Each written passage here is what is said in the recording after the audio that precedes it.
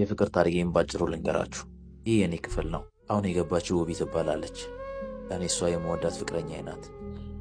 ለእሷ ግን እኔ በልቧ ከተራ ጓደኝነት የዘለለ ምንም ቦታ የለኝም። ይህኛው ደግሞ የግቢው ሴት አሳዳጅ ነው። ከአንድ ሴት ጋር ቢበዛ ከ1 ወር በላይ ቆየ። ያገኛቸው ሴቶች ሁሉ ከሱ ሲለዩ ሲያለቅሱ እንጂ አንድም ቀን ሲስቁ አይቼ አላውቅም። ይህንን እውነታ ልነግራት ብዙ ሞከርኩ።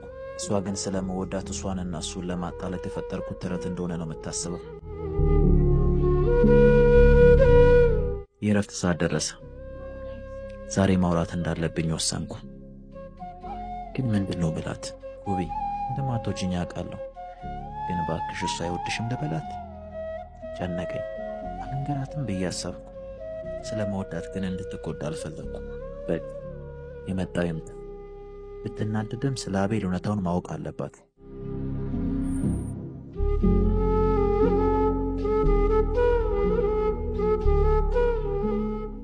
እኔ የምልሽ ከእሱ ጋር አትሆኚ አይወድሽም አላልኩሽ? ስለምትወደኝ ብቻ እኔና እሱን ለማጣላት እንዴት ነው የምትለፈው? በቃ አይሳካልህም። እንደፈራሁት በድጋሚ ተናደደችብኝ። ብዙ ከተጫወትን በኋላ እሱ ጋር ልሄድ ነው ብላኝ ተለያዩ።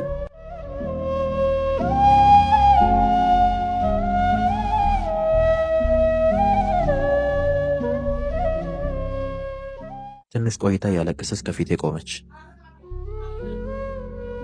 በስተመጨረሻ እውነቱ ተጋለጠ። እሷም እውነታውን አወቀች።